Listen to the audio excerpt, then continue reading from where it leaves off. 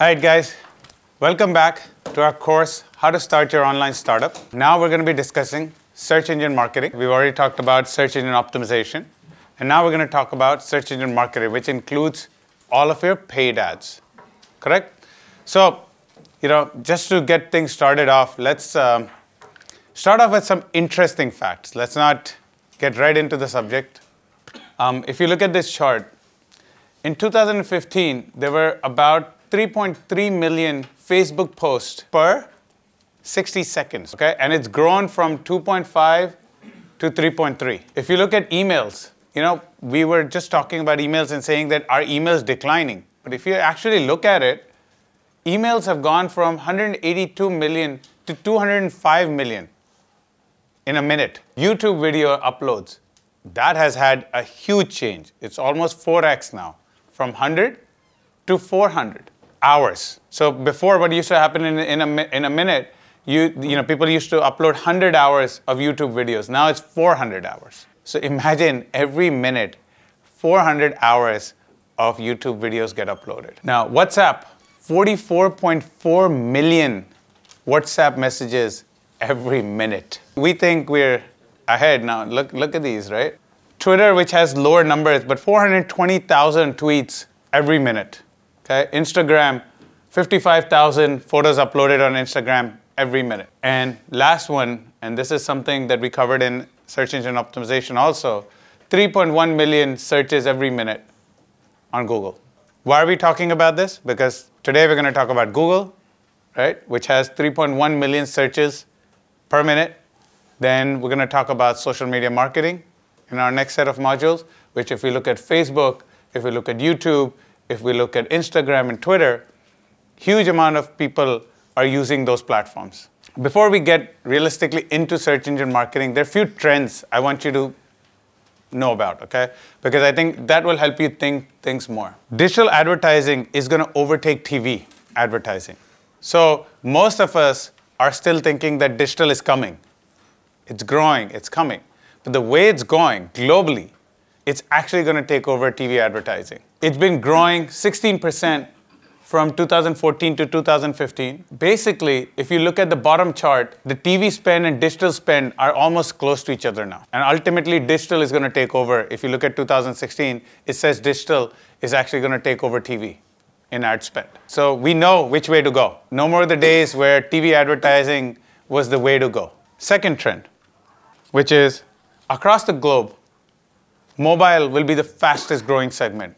I mean, come on, we've talked about this so many times now. But once again, I want to make sure when we get into any kind of advertising marketing, we're again saying it, the mobiles are going to be your first choice, right? That's the fastest growing. All of mobile advertising contributes 35% today. So 35% of all digital budgets are now allocated to mobile advertising. Digital video advertising has grown 35% year over year. So you're advertising through YouTube, which is your main video advertising tool we have. There are others, but YouTube being one of your main ones, it's actually grown 35% and now accounts for almost $5 billion in ad spend.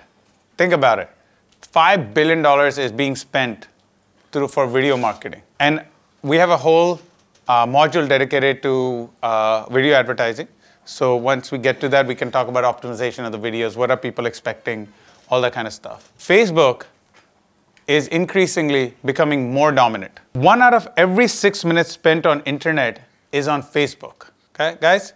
1 out of every 6 minutes that people spend on the internet is on Facebook, okay? That medium is very powerful. Not only 1 out of 6, 1 out of every 5 minutes spent on a smartphone is on Facebook. So whatever time you're spending on your smartphone, 20% of it normally, on average, is on Facebook. Facebook is actually poised to benefit hugely from the projected rise in digital usage, right? We all know that. Facebook has been growing tremendous. And again, we're going to be talking about social media marketing as well in the next set of modules. So one other trend, what is the money that we're talking about? Because I think before we get into how to do it, what are people spending on all these different mediums? So if you look at the digital ad spend, worldwide, about $146 billion are spent on digital advertising. Now, in India, it's only about 770 million. I say only.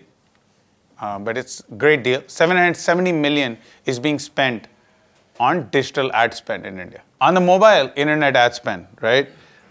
World over, they spend about 40.2 billion. So out of the 146 billion, 40.2 billion is spent on mobile internet ad, okay? And in India, out of the 770 billion, 32.7 million is spent on mobile. So if you look at percentage-wise, we're falling behind a little bit. The rest of the world spends much bigger percentage on mobile versus India. Because in India, I think the recognition that there are advertising platforms on the mobile is not there. I think most people just look at Google ads, just normally on search results. They look at Facebook, etc. But they forget that there's a whole set of mobile ad that can also happen. Okay? Because more and more apps we have, more chances of ads coming on those apps. Just kind of putting in perspective that the world is spending 146 billion on the digital ads. Okay? And out of that, 770 million India is spending. So there's huge potential people are seeing. And again, as businesses, we'll also see the same potential. If you look at 2016, which is an estimated number for this year, there's three types of advertising they're talking about. They're just talking about display, they're talking about search, and they're talking about others. And here's the difference. Search is basically your search results, your Google, your Bing, your Yahoo, etc. Display is when you go to a site and they start showing you ads on the right side, left side, top, bottom at times. Those are your display ads. So what it's saying is that 720 million will be spent on display ads. And again, these are estimates for this year. 410 million on search, and then what, 40 million on everything else. Okay? So if you look at it, realistically, on social and all, the spend is very little currently. But that's a good thing, and we're going to be talking about it in social, that because the spend is low, that means competition is low, which means you have better ROI when it comes to social media marketing. Getting into what we're here for, right? This is our subject, search engine marketing. So short form for search engine marketing, and we'll refer this multiple times, is SEM. All right, here's a technical definition for it. It's an online marketing method that focuses on purchasing ads which appears on the search results of search engines like Google. We already talked about this. I'll show you an example of it in the next slide, okay? What those results look like. Many search engines offer ways for individuals or businesses to purchase ads. Almost every search engine, by the way, not most, gives you an ability to purchase ads. And they appear above or to the right of the search results pages. We actually saw this, right? There was organic search results, and right on top were first ads, and sometimes on the right side, they're ads. We had actually visited the slide before as well, because that's how the search engine's results look like, okay? On the top, whatever you see, if you see the number 2 that's written up there, the number 1 on the right-hand side, they're paid searches that are through SEM, right? Somebody's actually paid the search engines money to have their ad appear there. So all the top and right usually are paid, okay? And you'll see it. It'll either say sponsored, it'll say ad, or something out of another. Now, this is a real example of women's shoes. We also saw this slide earlier, okay? So what you see on top it says sponsored there, correct? That's actually from Google Shopping. It's again a paid listing. Then right below it, you see where it says in yellow ad. Those are through search engine marketing. Somebody's actually paid money to have their ad appear there. And then come the organic search results. So today we're going to be covering the ones that are paid. There are 5 distinct ways that results come in search. One is the top one, Google, meaning the normal Google search. We put a query in, it shows us our organic results, right? Then something called Google My Business. These are listings for your businesses, right? This is free. So you list your business there, and Google will start showing that business as part of this search. Thirdly, it's Google Images. We again talked about it. It's also not paid. It's also done through search engine optimization, right? This is where the images related to your website will appear in some results. And then on the right-hand side are the 2 paid versions of what appears on search results. One is through Google AdWords, and the other is through Google Shopping. AdWords usually are ads, right? You put some text, some images, some videos. And Google Shopping are your products. So Google Shopping basically is a service by Google where you can upload your products, and it will show in search results. And you actually have to pay for it. So it's not free. It's actually paid. So you will see those If you look at this slide on the top where it says shop for women's shoes on Google and it says sponsored, all the products you see that are from Google Shopping. And it says sponsored because it's paid for. So I did 2 queries just for you guys to see. These are live queries I just did this morning and kept, right? So if you look at this query, right, I did it for ethnic kurtis. Just any query I put in there. If you see the top line, that's from Google Shopping. If you come below, the first 2 here, right? These are AdWords. If you come below, are from Google Images. And then if you come below, are your organic search results. Okay, so now you're understanding how far your search results are? Because first it's paid, right? Product listings, paid listings, then images, and then that. I did another set just for you to see how the look also changes. So in this case, if you look at it, even the look of the page has changed. On the right-hand side, it's not showing products from Google Shopping. Here, it's showing 1, 2, 3, 4 ads. Not 2 ads, not 3, it's actually showing 4 ads, okay? Because more than likely, this keyword is very competitive. And if you come, then it shows images, and then finally your organic search results. What I'm going to do is, I'm just going to do one more query just to show you a local business to answer his question. Do you see, I put a gold jewelry as my search, okay? What it did was on the right-hand side, again, Google products, from Google Shopping, correct? Then right below it, it's showing you local businesses, right? Now, based on where we are, it's telling us that I can find gold jewelry at these 3 locations, and there's more if I click on more places. You asked what that listing was, right? For Google My Business, right? That's what the listing looks like. So if you list your business in Google My Business, it's going to show up there. If somebody's nearby and searching for your products or your keywords. So it doesn't always necessarily mean that it will only show search results. It'll actually show businesses that are closest to them. You've mentioned Google Maps. Can I really use Google Maps for advertising? So Maps as an advertising tool is currently not used. What Maps does is when you are advertising, for example, on Google search. Okay, let's take an example. I'm BigBazaar.com and I also have retail outlets of Big Bazaar. So what we do is Big Bazaar also needs to be present on and advertise on Google search about their physical retail outlets. So they also enable their location ad. So the moment I search for Big Bazaar on Google, I can see their BigBazaar.com. I also, for example, can see their location addresses, and that is where if I click on the location, it directly connects with the Google Maps and enables the consumer to reach the destination or the retail outlet where Big Bazaar is. Wow, guys, great insights from Nitin there. We can use Google several ways, and we've talked about this, and he's reiterated the same points to us.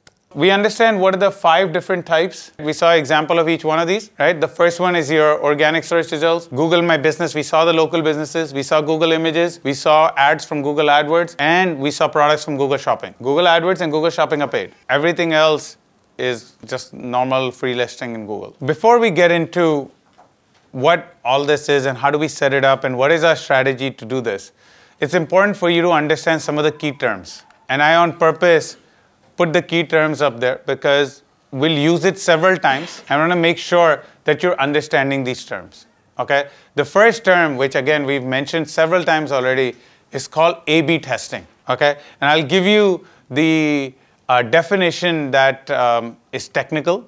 A method of testing by which a baseline control sample is compared to a variety of single variable test samples. Anyway, you can take 2 of samples, run it against the database, see which one responds better, then again have it run against another database, another sample, see which one works better. So that's what A/B testing is all about. Today we're talking about search engine marketing, which means we're paying for our ads. So what are the terms, or how do we pay for these ads, right? There's 2 very distinct ways, actually 3.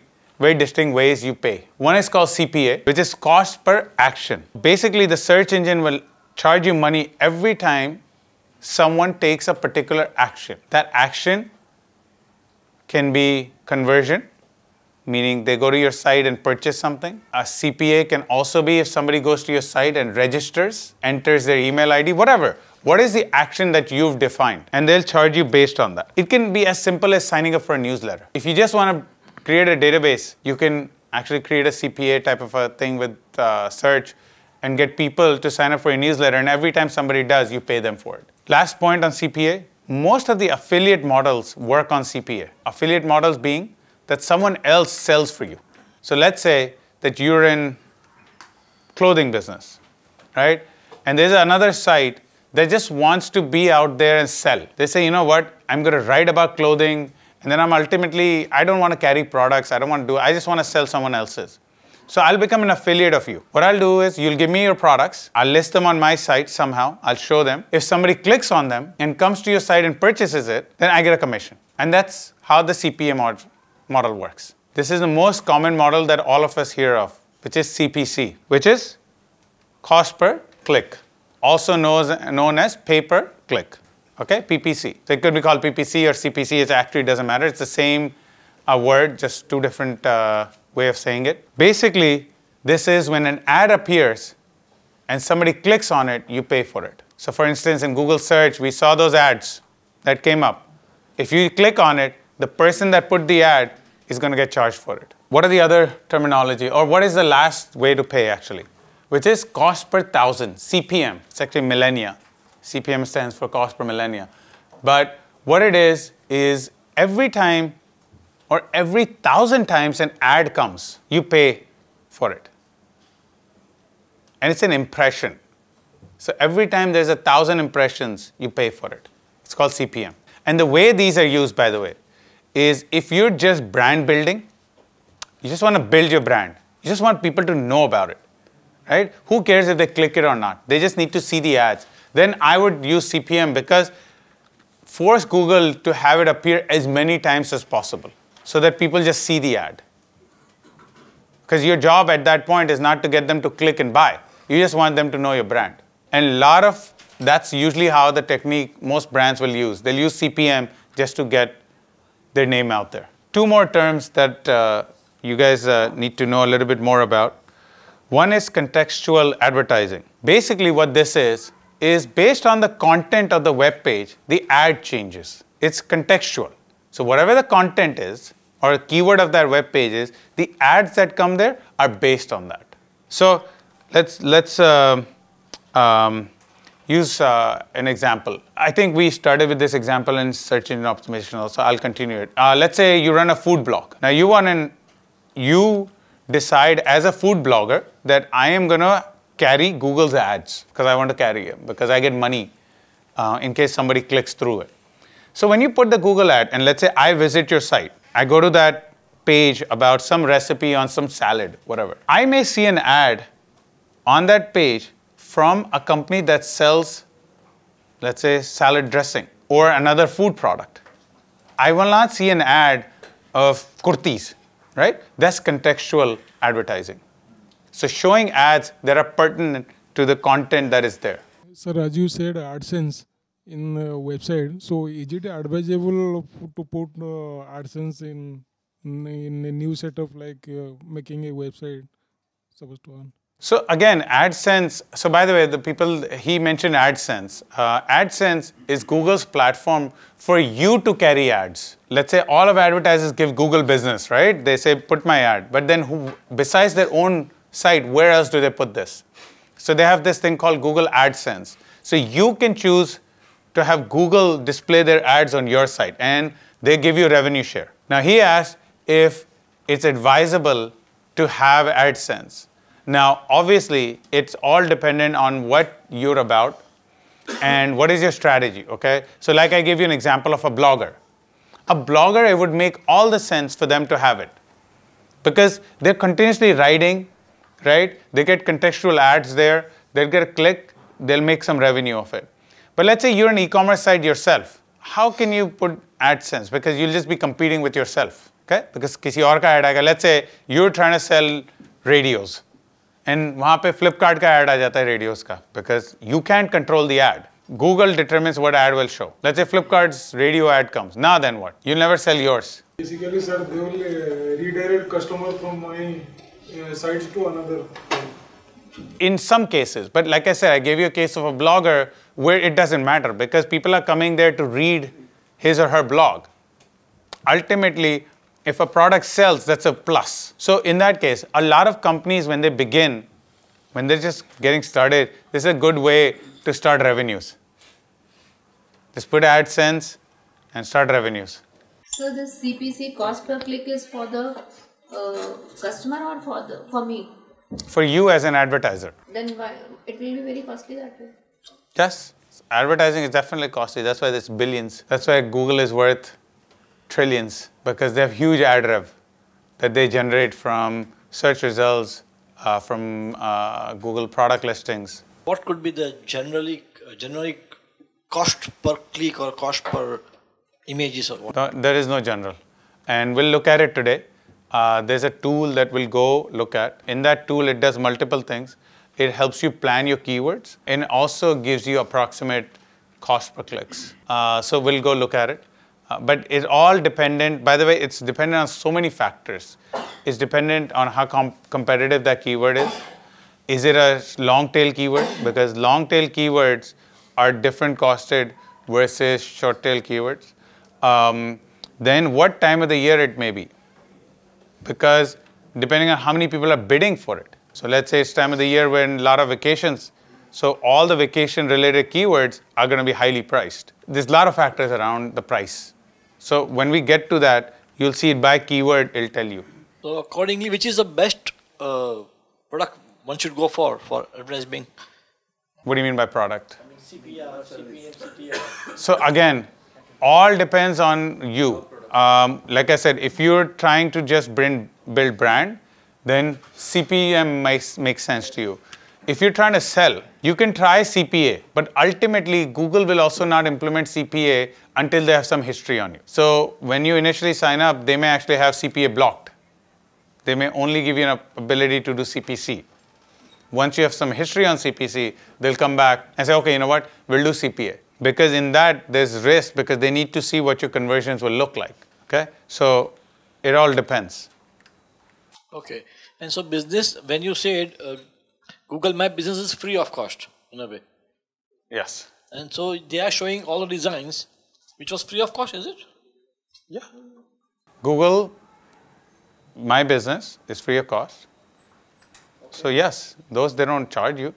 Then the picture which comes on the screen immediately are again free? Which pictures? We are talking that, those are from Google Shopping, which is paid. Google Shopping are paid. Google Images is free. Google My Business is free, right? Shopping is paid. The last terminology we all need to know about is CTR, which is your click-through rate, okay? Basically, it's how many users click versus how many users actually see the ad. Let's say that 100 users saw the ad, but what if 3 clicked? That's a 3% CTR. This is something that you'll need to remember because we'll use this terminology multiple times. Whenever we see any analytics, etc., you're going to start seeing this term, average CTR or CTR, and it's your click-through rate. And it's one of the most important metrics for anybody to measure how their advertising is doing online. So do they charge on CTR? I mean, we didn't follow exactly. No, CTR is just a term I'm giving you. I'm saying that's the term we'll use later.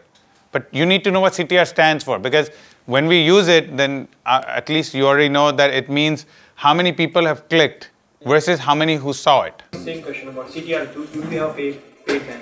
No, CTR is not how you pay. What is the average maximum CTR?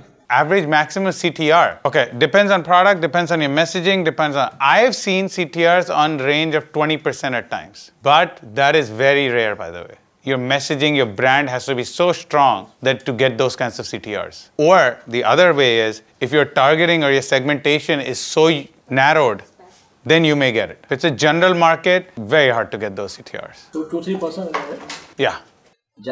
Generally. Because again, it depends. Sorry, let me not say generally. It all depends on your audience selection, what the messaging is. So if your targeting is very small, narrowed, then obviously your CTRs will increase. But if you're just generally targeting everybody, the CTRs are going to be much lower. Here is what the CTRs look like. If you look at it, in search, on a desktop, CTR is closer to 1.5% on average. On a mobile, it's actually 2%, 2.14%. And then 1.6% on tablets. And it's much lower when you come to social and display ads. Now remember, one of the key trends we talked about was people spend more money on display ads than they do on search ads. But click-through rates on search are much higher than they are in social or in display. By the way, social anyway, your click-through rates are going to be low because you're going after masses and they're not there for a transaction or for a promotion or whatever. They're there to be socially engaged. So the rates obviously have to be low. So keep this in mind when you're calculating your spends, because if you're going to get 1.5%, 2% click-through rates, after that, only 1% convert to buy something, you need to know what the cost of that customer is going to come out to be. That's why these percentages are important, because you have to put it in a spreadsheet, calculate it, see actually what is your budget that you can spend, and what is an average cost that you can get a customer for.